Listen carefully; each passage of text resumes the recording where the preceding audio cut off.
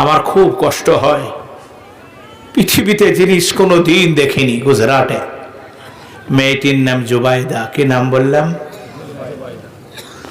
গোটা মুসলিম বাড়ি আগুন লাগিয়ে দিয়েছে, স্বামী পুড়ে মরে গেছে, শ্বশুর মারা গেছে।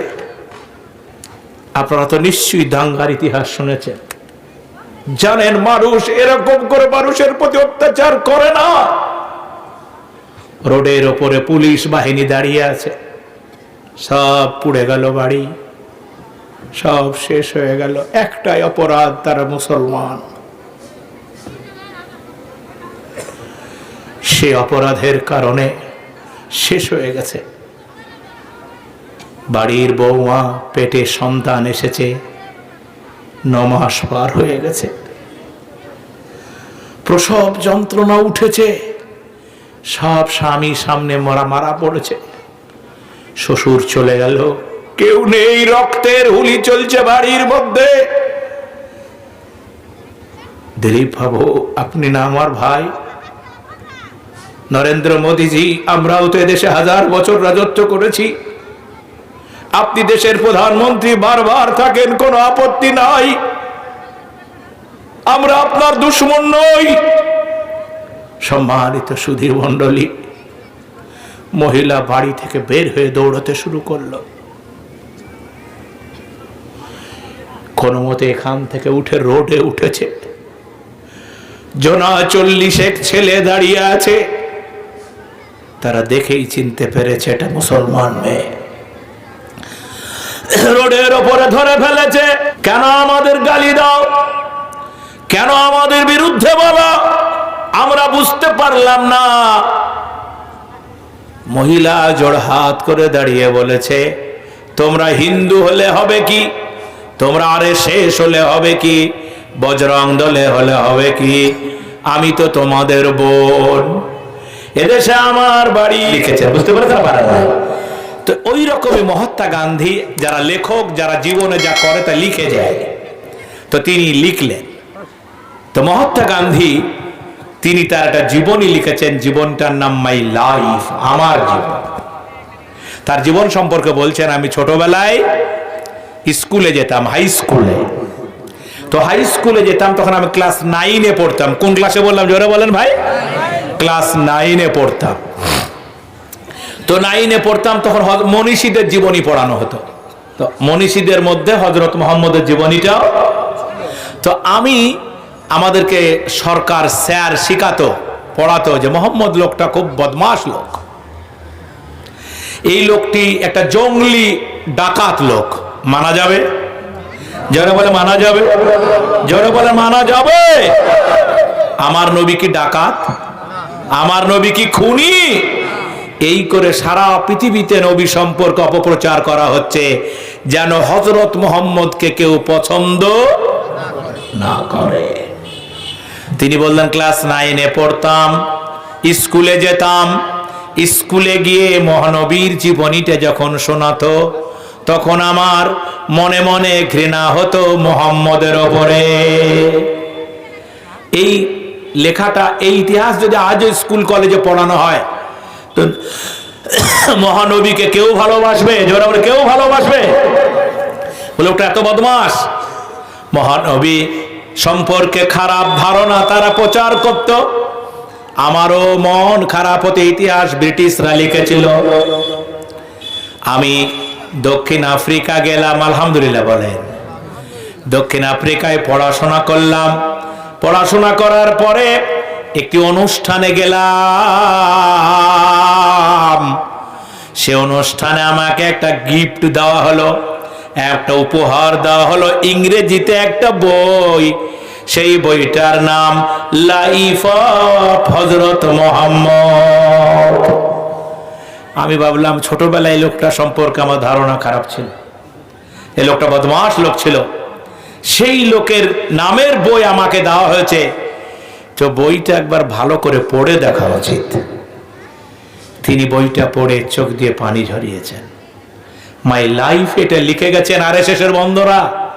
মাননীয় দিলীপ বাবু, আপনাকে আমরা শ্রদ্ধা করি, আপনি একবার পড়ে দেখবেন, আমাদের মনটা খারাপ হয়ে যায়। রাজনীতির নামে এত কুরুচিকর কথা বললে আমাদের দিলে আঘাত লাগে, আপনার বোঝা উচিত। হযরতে মুহাম্মদ সম্পর্কে আমার বন্ধু, আমার ভাইরা, মহাত্মা গান্ধী বললেন, এত বড় ভালো মানুষ আর পৃথিবীতে হয় না।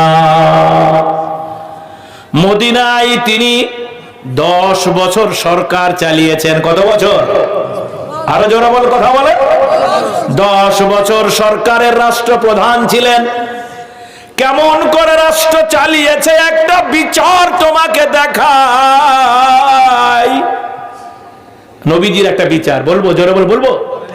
এই ভাই হাত উঁচা করি বলবো, তোমাদের বিচার আর দেখো, আমার মহানবীর বিচার দেখো। একটি পাড়াতে হিন্দু মুসলমান থাকে না? থাকে না? একটি পাড়াতে খ্রিস্টান হিন্দু থাকে না? থাকে না? নবীজি যেখানে জন্মগ্রহণ করেছেন সেখানে ইহুদি, খ্রিস্টান আর মুসলমান একসাথে বাস করত। আপনারা যেখানে বসবাস করেন সেখানে হিন্দু ভাইয়ের দোকান হলে মিষ্টি কিনেন না? কিনেন না? আমাদের দোকানে তারা বাজার করে না? করে না? অভাব হলে ধার দেনা লেওয়া দেওয়া হয় না? হয় না? সব হয়। মহানবী দেশে একটি মুসলিম সাহাবী একটি ইহুদি ছেলের কাছে ধার নিয়েছিল। বুঝতে পারতেন? পারেন নাই? টাকা নেওয়ার পরে নির্দিষ্ট সময়ে দেওয়া নেওয়া হলো না, এই নিয়ে মন ধরাধরি, মন কষাকষি। বিচার হবে। বিচারক হচ্ছেন হযরত মুহাম্মদ রাসূলুল্লাহ। তার কাছে বিচার এলো। একদিকে ইহুদি দাঁড়িয়ে, একদিকে মুসলমান দাঁড়িয়ে। আল্লাহর নবী বলেন, ইহুদিকে তোমার অভিযোগ কি? বলে, আমার কোনো অভিযোগ নাই, আপনার কাছে বিচার নিয়ে এসছে অমক। নবীজি তাকে বললেন, তোমার অভিযোগ কি? বলেন, আমি মুসলমান। শুনছেন না? শুনছেন না? আমি আপনার সাহাবী, আপনারা আমি দেখেছি, আর ও মুসলমান। ও মুসলমান, ও ইহুদি আমার বিরুদ্ধে মিথ্যা অপবাদ দেয়, এই ঘটনা আপনি বিচার করে দিন। নবীজি দুটা কথা শুনলেন। একজনের কথা শুনেই ফায়সালা দিতে নাই, আরেকজনের শুনতে হবে। রাসূলুল্লাহ সাল্লাল্লাহু আলাইহি ওয়াসাল্লাম দুজনের কথা শুনে মনে হলো ইহুদিটা ঠিক আছে, মুসলমানটা বেঠিক আছে। বিচার ন্যায় করে ইহুদির পক্ষে রায় দিলেন। মুসলমানরা তো বেজায় রাগ। আপনি তৃণমূল করেন, আপনার নেতা যদি আপনার পক্ষে না দাঁড়ায় তাহলে নেতার প্রতি রাগ হবে না? হবে না? সঙ্গে সঙ্গে দুজনা মিলে বাইরে এলো, বলে বিচার তো রাসূলুল্লাহ করে দিল, মেনে নাও। কে বলছে? ইহুদিটা বলছে। বলছে, এই বিচারটা আমার তেমন মনোপুত হলো না, চলো হযরত ওমর ফারুকের কাছে যাই। হযরত ওমর ফারুকের কাছে এলেন। নবীজি বললেন, ওমর ফারুক জি বললেন যে এই বিচারটা প্রথম আমার কাছে না আর কাউরি কাছে হয়েছে? ইহুদি বলছে, না, আর একজনের কাছে হয়েছে। সেটা কে? বলে, সেটা হচ্ছে হযরত মুহাম্মদ রাসূলুল্লাহ। বলে, তার কাছে বিচার হওয়ার পরে আবার আমার কাছে? তাহলে ঠিক আছে, বিচার হবে। ঘরের মধ্যে ঢুকে একটা তরবারি এনে আর কোনো দিকে জিজ্ঞেস করেনি। নবীর বিচারের পরে যে বিচার চাই তার বিচার হচ্ছে এটা। কি? এটা কি? মোদিজি, আপনি কি বিচার করলেন? বাবরি মসজিদ, ওটা মসজিদ ছিল না? ছিল না? আপনারা হক কথা বলেন, জোরে কথা বলেন, জোরে হাত উঁচা করে, জোরে ছিল না? ছিল না? আপনারা বলেন, জোরে বলেন নারে তাকবীর। তো বাবরি মসজিদ ছিল। সুপ্রিম কোর্ট পর্যন্ত বলল যে ওখানে রাম মন্দির ভেঙে বাবরি করা হয়েছে, এর কোনো প্রমাণ আমরা। তারপরও আমরা মন্দিরের পক্ষে রায় দিচ্ছি। এটা কি ন্যায় বিচার হয়েছে? আপনারাই বলেন। তাহলে ন্যায় বিচার কাকে বলে, ইনসাফ কাকে বলে, তা শিখতে হলে হযরত মুহাম্মদুর রাসূলুল্লাহ আমাদের দাদা গুজরাট বানাবে। বুঝতে পেরেছেন না? পারেন নাই? কেন গুজরাট বানাবে? এখনো মুসলমানরা আল্লাহ আল্লাহ করে।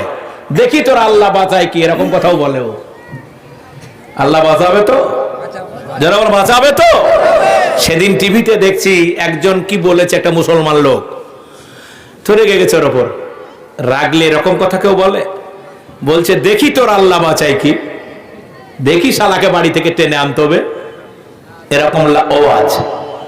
আর ঠিকই বলছে, মুসলমানদের চরিত্র শেষ হয়ে গেছে। আমি কি গল্প বললাম? এ কাজ তোমরা করেছো, এ কাজ কি মুসলমানরা কোনদিন করেছে? যারা করেছে। ফলে আজকে বলতে চাই, গুজরাটের কথা শুনলে আতঙ্ক হয়, ভয় লাগে। কারণ আমাদের তো দেখার কেউ নেই, আমাদের দেখার কে আছে? যারা বলে কে আছে? যারা বলে আমাদের কে আছে? হযরত মুহাম্মদ ক বছরের রাষ্ট্রপ্রধান ছিলেন? যারা বলে ক বছর? 10 বছর। আমি আপনাদের বলতে চাই, মহানবীর জীবন অনুসরণ করলে ভালো মানুষ হওয়া যাবে, বড় মানুষ হওয়া যাবে। বিশ্ব নবীর ছোট্ট একটা 10 বছরের জীবনের একটা কাহিনী 5 মিনিট লাগবে, যদি আপনাদের শোনায় আপত্তি আছে না নাই? বলবো মহানবীর বলবো। হযরত মুহাম্মদকে জানতে হবে, বুঝতে হবে। হযরত মুহাম্মদকে ডাকাত খুনি বলবে, এটা মানা যাবে? যারা মানা যাবে? তাই জাতির জনক মহাত্মা গান্ধী তার মাই লাইফে লিখে দিয়েছেন, সুন্দর করে লিখেছেন, সুন্দর করে বলেছেন, ভারত যদি কোনোদিন স্বাধীন হয়, ব্রিটিশের আন্ডারে ভারত ছিল, আর আমি যদি কোনোদিন ভারতের দায়িত্ব নেই, সেদিন ভারতটাকে চালাবো হযরত মুহাম্মদের আদর্শ দিয়ে। সেদিনকার অমুসলিম বুদ্ধিজীবীরা এমনি করে মুহাম্মদকে শ্রদ্ধা করতেন, এমনি করে কোরআনকে শ্রদ্ধা করতেন। আজকের কিছু লাফাঙ্গা ছেলে, লাফাঙ্গা বুঝে, বদমাশ লাফাঙ্গা ছেলেরা আজকে ইসলাম না জেনে, কোরআন শরীফ না জেনে গোটা পৃথিবী ব্যাপী কোরআনের বিরুদ্ধাচরণ করছে। আমি আপনাদেরকে বলবো, ভারত টোটাল আপনাদের আরব সাগর বললাম, মনে পড়ছে? কেরাল বললাম, মনে পড়ছে? শুনলেন মুসলমান পৃথিবীতে আছে, তারা এখন ইসলাম অনুযায়ী জীবনযাপন করে না। সব থেকে বেশি মদ খায় কারা? মুসলমানেরা। তাহলে কি করে জিতবেন ভাই? সব থেকে মিথ্যা কথা বলে কারা? তাহলে কি করে জিতবেন? আপনার চরিত্রটাকে নবীওয়ালা চরিত্র করতে হবে, যেন লোক বুঝতে পারে লোকটা মুসলমান। ঘাবড়ানোর কি আছে? আমি আপনাদের বললাম না, একদিন লোকেরা আমাদেরকে দেখে পোশাক পরত, আমাদের মতো লুঙ্গি পরত। এ লুঙ্গি আমাদের, আমরাই তৈরি করেছি, পৃথিবীকে প্রথম দিয়েছি লুঙ্গি আমরা। ফলে আমাদের অবদানের কোনো শেষ নেই। আমি এখন একটা লোকের নাম বলবো, পৃথিবী বিখ্যাত লোক, তার নাম এম.এন. রায়। আপনারা বিরক্ত হচ্ছেন নাকি? একটু কথা বলেন, কথা বলেন। বিরক্ত হচ্ছেন? পৃথিবী বিখ্যাত লোক। আমি আজকে বলতে, সায়ন্তন বসুর নাম শুনেছেন? সায়ন্তন বসু। কোন মানুষের চেহারা নিয়ে খারাপ কথা বলতে হয় না। আপনি মুখ্যমন্ত্রী, আপনি স্বরাষ্ট্রমন্ত্রী হন, সায়ন্তন বাবু আপনি আমাদের উপকার করেন, সব ঠিক আছে, নিজের চেহারাটার দিকে তাকাবেন। সায়ন্তন বসু, বুঝতে পেরেছেন না? পারেন না? বানর করতে করতে আল্লাহ আপনাকে মানুষ করে দিয়েছে। কথাবার্তা ঠিকঠাক বলতে হবে নেতাদের। আপনার কথা লোকেরা ফলো করে, লোকেরা আপনার কথা দেখে। আমি পৃথিবী বিখ্যাত রাজনীতিবিদ, এম.এন. রায়, মানবেন্দ্রনাথ রায়, যিনি পশ্চিম বাংলার ছেলে। কোথাকার ছেলে বললাম? 24 পরগনার ছেলে এম.এন. রায়। তিনি স্বাধীনতা সংগ্রামী ছিলেন, কমিউনিস্ট পার্টি করতেন। কমিউনিস্ট পার্টি বুঝেন তো? মার্ক্সবাদ, লেনিনবাদ। তো এই পার্টি তিনি করতেন কেন? যে ওই দর্শনে বড়লোকদের অত্যাচার থেকে গরিব মানুষদের বাঁচানোর কথা ছিল। মানব সেবা, মানুষের পাশে দাঁড়ানোর গল্প সেখানে ছিল। তো ব্রিটিশের বিরুদ্ধে আন্দোলন করতো, এই জন্য ব্রিটিশরা এম এন রায়কে খুব ভয় করত। যে নেতা ঘুষ খায় না সে নেতাকে ভয় করে না, করে না তারাই বলে। তো এম এন রায়কে ব্রিটিশরা অ্যারেস্ট করে জেলখানায় নিয়ে গেল।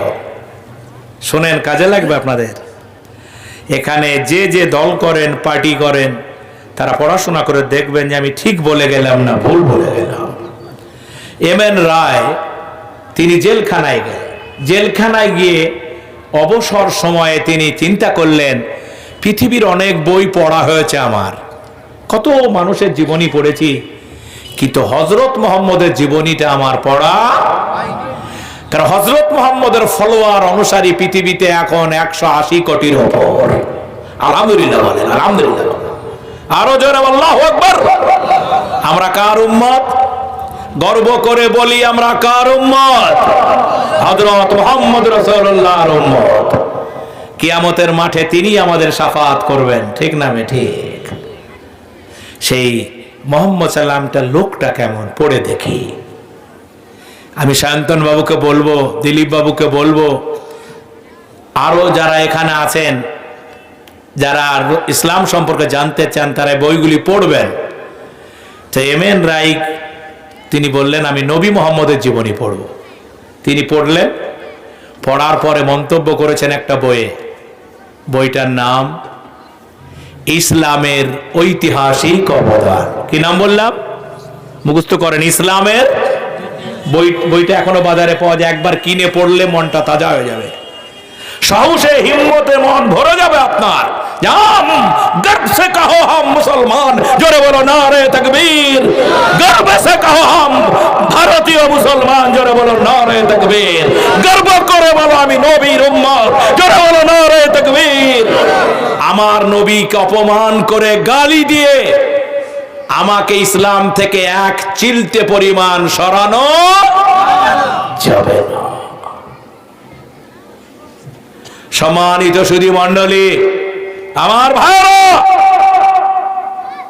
এম এন রায় তিনি মন্তব্য করেছেন, দিলীপ বাবু পড়ে দেখবেন, মুসলমানদের খুব খারাপ লাগে। তিনি বলেছেন যে আমি এতদিন কিছুই পড়িনি, আলহামদুলিল্লাহ বলেন। মানুষের উপকারের জন্য, মানবতার কল্যাণের জন্য আমার কিছু পড়া হয়নি। হযরত মুহাম্মদটা না পড়লে আমি ভুল করতাম। শুধু এই কথা বলে শেষ হননি, পৃথিবীতে ইসলামের যারা বিরোধিতা করে, ইসলামকে যারা ঠাট্টা মশকরা করে, তাদের সামনে এক জ্বলন্ত বই তিনি উপহার দিয়েছেন জেলখানার মধ্য থেকে। বইটির নাম ইসলামের ঐতিহাসিক অবদান। ভারতবর্ষে একদিন সতীদাহ প্রথা ছিল, মনে পড়ে? যেরকম মনে পড়ে, ব্রাহ্মণরা 1000 টাকা করে বিয়ে করত। কত বললাম? সালার 95 বছর বয়সও 5 বছরের মেয়েকে বিয়ে করে, আর সেই মুখে ইসলামের সমালোচনা মানায়। যারা বলেন মানায়, ইসলামের ঐতিহাসিক অবদান। সারা পৃথিবীকে ইসলাম কি দিয়েছে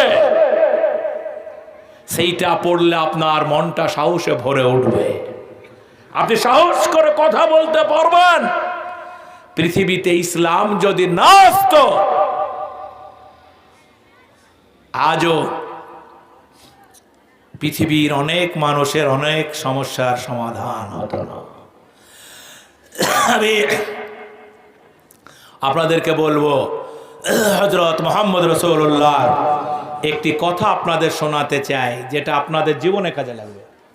কারণ রাত 12টা 10 বাজে, আপনারা দেখতে দেখতে 1 ঘন্টা 25 মিনিট আমার কথা শুনলেন, কিন্তু আমি কষ্ট করে করে বলছি এই জন্যে যে আপনার মনের মধ্যে যেন একটা হিম্মত তৈরি হয়। হিম্মত বুঝেন তো? এই হিম্মত যদি হারিয়ে দেন, হিম্মত হারানো চলবে না, হিম্মত ধরে রাখা লাগবে। হযরত মুহাম্মদুর রাসূলুল্লাহ সাল্লাল্লাহু, তার 10 বছরের রাষ্ট্রপ্রধান, মদিনার জীবন। 13 বছরের মক্কার জীবন, 13 আর 10 কত হয়? 23 বছর। বাকি নবুয়াত পেয়েছেন 40 বছর বয়সে। এই 23টা বছরের জীবন আপনাদেরকে আমি অনুরোধ করছি, রাজনৈতিক নেতা, বন্ধু বান্ধব, আত্মীয় স্বজন সকলের শোনা দরকার। দোয়ারে সরকার কেন বলছি? এক একটা আমি সিজনাল বক্তব্য করি, সে সামনে রেখে টার্গেট করে করে। আল্লাহর নবী জনাবে মুহাম্মদ রাসূলুল্লাহ, তার খুব কষ্টের কথা। নবী মুহাম্মদ যত কষ্ট পেয়েছেন, কোনো মুসলমান এত কষ্ট পাবে না। আপনার নবী বলেছেন, যখন তার জান কবজ করে আজরাইল, মনে পড়ছে? তিনি বলেছেন, আমার এত কষ্ট হলো, আমার উম্মতেরা যেন কষ্ট না পায়। যে আপনার জন্য এত চিন্তা করে, কিয়ামতের মাঠে উঠে যিনি বলবেন, ইয়া রব্বি ইয়া হাবলি উম্মতি, নিজের চিন্তা না করে শুধু বলবে আমার উম্মতের কি হবে। উম্মত কাকে বলে? যে পড়ে লা ইলাহা ইল্লাল্লাহ, লা ইলাহা ইল্লাল্লাহু মুহাম্মাদুর রাসূলুল্লাহ। এ কথা যে বলে এবং অন্তরে মানে, তার প্রতি আল্লাহ খুশি থাকে, রাসূলও খুশি থাকে। মরে যাব ভাই, পৃথিবীতে কেউ থাকতে আসেনি। খুব তাড়াতাড়ি কার হায়াত কবে আছে আল্লাহ জানে। সেজন্য আমি অনুরোধ করি, রাসূলুল্লাহর একটা শেষ কথা শুনিয়ে দিয়ে আপনাদের কাছ থেকে আমি বিদায় হতে চাই। মহানবীর কষ্টের জীবনটা খুব আমার পীড়া দেয়। এত কষ্ট লাগে, এত কষ্ট লাগে। তিনি চোর ডাকাত ছিলেন না, কিন্তু আবুল আহাবের দল, আবু সুফিয়ানের দল ইসলাম প্রচারের কারণে তার বাড়ি ঘেরাও করে তাকে মেরে ফেলবে। এটা আপনারা জানেন না? জানেন না? বাড়ি ঘেরে নিল, মেরে ফেলা হবে। আবু জেহেল খুব চালাক লোক। ওর এলাকার গোষ্ঠী, সমস্ত যত বংশ ছিল এলাকায়, সব বংশের একটা একটা করে লোক নিল, যাতে নবী মার্ডার হয়ে গেলে কোনো বংশ নবী মার্ডারের গুনহা থেকে বাদ না যায়। খুব চালু লোক। ঘিরে নিয়েছে। আল্লাহ পাক আল্লাহর নবীকে কি খুন করতে চান? হেফাজতের মালিক কে? যারা বলেন কে? রাতের বেলা ঘুমিয়েছেন, আল্লাহ জিব্রাইল আলাইহিস সালাম রে পাঠালেন। বলেন, জিব্রাইল যাও, ওকে ডেকে তোলো। নবীজি ঘুমিয়েছিলেন। ডেকে তুলে জিব্রাইল বলছে, হুজুর আর ঘুমানো যাবে না। রাত 2টার সময় কেউ যদি এসে বলে বাড়ি থেকে পালাও, এ দেশে আর থাকা যাবে না, কথাটা শোনা যত সহজ, আমলে আসা তত কি সহজ? নবীজি বললেন, আমি কি অপরাধ করেছি দেশের? আমার কি গুনাহ? কেন আমারে মারবে তারা? জিব্রাইল বললেন, বিশ্বাস হয় না? দরজাটা খোলেন না। জাহানের সম্রাট হযরত ওমর ফারুক কার দিকে আঙ্গুল তুলো, তো তার আরদালি বলছে, হুজুর বাড়িতে নাই, অফিসে নাই। কোথায় গেছে? বলে একটা ছড়ি হাতে করে এদিকে বেরিয়ে গেল। খুঁজতে বেরোল। আলহামদুলিল্লাহ। পারস্য সম্রাট খুঁজতে খুঁজতে গিয়ে দেখছে একটা লোক গাছের তলায় মরুভূমির নিচে একটা ছড়িকে এমনি করে মাথায় দিয়ে ঘুমিয়ে আছে। পৃথিবীতে এরকম লোক পাওয়া যাবে? একটা নেতা 50খানা পিছনে গাড়ি, ঠিক না বে ঠিক বলেন? আর বাবার টাকার গাড়ি, জোরে বলুন নারে তাকবীর। 50, 60, 70, 80 5 স্টার হোটেলে খাই। তোমার দেশের এখনো মানুষ কলকাতা, দিল্লিতে হোটেলের নিচে নোংরা খাবার কুড়িয়ে খায়। তোমার লজ্জা লাগে না? শরম লাগে না? সম্মানিত সুধী মণ্ডলী, হযরত ওমর ফারুক শুয়ে আছে। পারস্য সম্রাট গিয়ে ঘুম ভাঙালেন। পারস্য সম্রাটকে উনি চিনেন না। বললেন, আমার পরিচয় আপনারে বলি, আমার পরিচয় আপনি শোনেন, আমি পারস্য সম্রাট। আপনাকে দেখার জন্য আমি পারস্য থেকে এসেছি। শুনলেন না? শুনতে পেলেন না আপনি? একবার আল্লাহ সুবহানাল্লাহ বলেন, আরো জোরে বলেন, জোরে বলেন ভাই সুবহানাল্লাহ। এই আশ্চর্য রাষ্ট্রপ্রধান আমরা তৈরি করেছি। নরেন্দ্র মোদীজি 10 লাখ টাকার কোট পরে, ক লাখ টাকার, আরো জোরে, ভয় পাওয়ার করে অ্যারেস্ট হলে তো আমি হব, আপনি হবেন না, আপনার ভয় কি? আর প্রতিদিন ড্রেস পাল্টায়, একটা করে দুটা করে, একবার পরলো আধ ঘন্টা আর এক পরে। মনে হয় আপনার কত ইনকাম, হিসাব দেওয়া লাগবে না? আপনার রাষ্ট্রপ্রধান বানানো হয়েছিল যে আপনি দেশের মানুষকে খুশিতে রাখবেন। 10 লাখ টাকার কোট পরবেন, তার জন্য আপনারে দেওয়া হয়নি। আপনার মা এখনো বেঁচে আছে, আশীর্বাদ নিতে যায়েন। আমার ভাইয়েরা, হযরত ওমর দাঁড়ালেন। পারস্য সম্রাট বলছেন যে আপনি একা গাছের তলায় ঘুমিয়ে আছেন, আপনার ভয় লাগে না? শুনছেন? শুনছেন? আপনার ভয় লাগে না? আপনার অফিসখানা কেন ওই রকম? হযরতে ওমর ফারুক রাদিয়াল্লাহু আনহু সম্পর্কে মহানবী বলেন, আমার পরে আর কেউ নবী হবে না, আমার পরে আর কেউ নবী হবে না।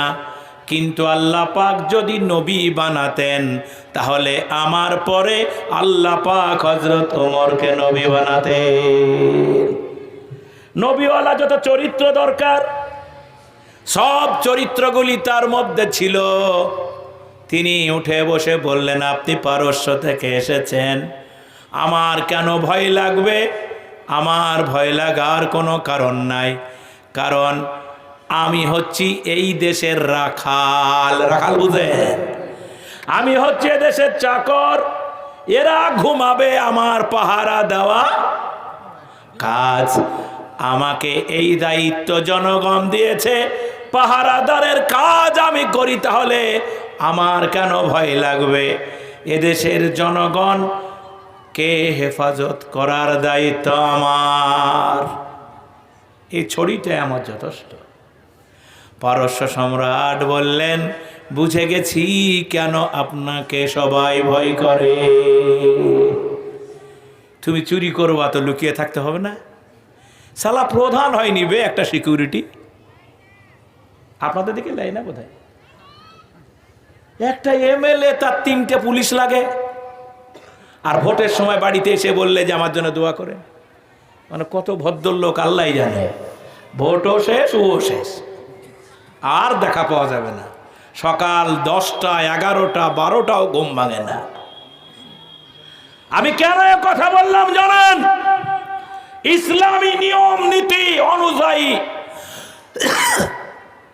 দেশ না চললে সে দেশে কখনো শান্তি আসতে পারে না। বলে আপনি কি করে এত বড় কথা বললেন? এ কথা বললে তো এখনই পুলিশ অ্যারেস্ট করবে আপনাকে। করবে তো, করেইছে, বারবার করেছে, আবার করবে, অসুবিধার কিছু নাই। আপনারা জানেন, আমার বন্ধু, আমার ভাইয়েরা, আপনাদের বুঝাতে চাই, আপনাদের বলতে চাই, হযরত, আপনারা মহাত্মা গান্ধীর নাম শুনেছেন? জাতির জনক। ও তিনি একটা বই লিখেছেন, নিজের জীবনী নিয়ে বই লিখেছেন, আত্মজীবনী। আপনারা দেখবেন আমাদের মাননীয় প্রণব মুখার্জি একটা বই লিখতে লিখতে মরে গেছে। তার বইটা জানুয়ারিতে বেরোবে। এদেশে বিজেপি কেন ক্ষমতা এলো, নরেন্দ্র মোদী কেমন লোক, রাজীব গান্ধীর এ অবস্থা কেন, সোনিয়া গান্ধী কি করলো, সব নিয়ে উনি একটা বই লিখেছেন। সে বইটা প্রকাশ হতে যাচ্ছে ইনশাল্লাহ। তিনি যা দেখেছেন সেটা লিখেছেন, বুঝতে পারেন না? পারেন না? তো ওই রকমই মহাত্মা গান্ধী, যারা লেখক, যারা জীবনে যা করে তা লিখে যায়, তো তিনি লিখলেন। তো মহাত্মা গান্ধী তিনি তার একটা জীবনী লিখেছেন, জীবনটার নাম মাই লাইফ, আমার জীবন। তার জীবন সম্পর্কে বলছেন, আমি ছোটবেলায় স্কুলে যেতাম, হাই স্কুলে। তো হাই স্কুলে যেতাম, তখন আমি ক্লাস 9-এ পড়তাম। কোন ক্লাসে বললাম, জোরে বলেন ভাই? ক্লাস 9-এ পড়তাম। তো 9-এ পড়তাম, তখন মনীষীদের জীবনী পড়ানো হতো। তো মনীষীদের মধ্যে হজরত মুহাম্মদের জীবনীটাও। তো আমাদেরকে সরকার স্যার শিখাতো, পড়াতো যে মোহাম্মদ লোকটা খুব বদমাশ লোক, এই লোকটি একটা জঙ্গলি ডাকাত লোক। মানা যাবে? জোরে বলে মানা যাবে? জোরে বলে মানা যাবে? আমার নবী কি ডাকাত? আমার নবী কি খুনি? এই করে সারা পৃথিবীতে নবী সম্পর্কে অপপ্রচার করা হচ্ছে, যেন হজরত মুহাম্মদকে কেউ পছন্দ না করে। তিনি বললেন, ক্লাস 9-এ পড়তাম, স্কুলে যেতাম, স্কুলে গিয়ে মহানবীর জীবনীটা যখন শোনাতো, তখন আমার মনে মনে ঘৃণা হতো মুহাম্মদের ওপরে। এই লেখাটা, এই ইতিহাস যদি আজও স্কুল কলেজে পড়ানো হয়, তো মহানবীকে কেউ ভালোবাসবে? জোরে বলে, কেউ ভালোবাসবে? বলে ওটা এত বদমাস। মহানবী সম্পর্কে খারাপ ধারণা তারা প্রচার করত। আমারও মন খারাপ হতে ইতিহাস ব্রিটিশরা লিখেছিল। আমি দক্ষিণ আফ্রিকা গেলাম, আলহামদুলিল্লাহ বলেন। দক্ষিণ আফ্রিকায় পড়াশোনা করলাম। পড়াশোনা করার পরে একটি অনুষ্ঠানে গেলাম। সে অনুষ্ঠানে আমাকে একটা গিফট দেওয়া হলো, একটা উপহার দেওয়া হলো, ইংরেজিতে একটা বই। সেই বইটার নাম লাইফ অফ হযরত মুহাম্মদ। আমি ভাবলাম ছোটবেলায়